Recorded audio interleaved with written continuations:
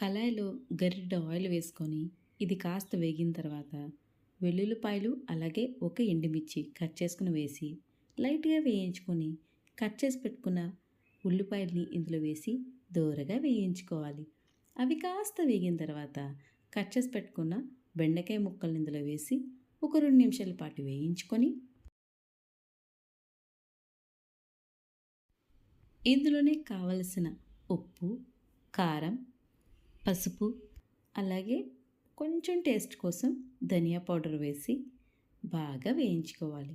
ఇది ఒక 2, 3 సార్లు 5 నిమిషాలకు ఒకసారి ఆగి కలుపుకుంటే కర్రీ చాలా టేస్టీగా ఉంటుందండి.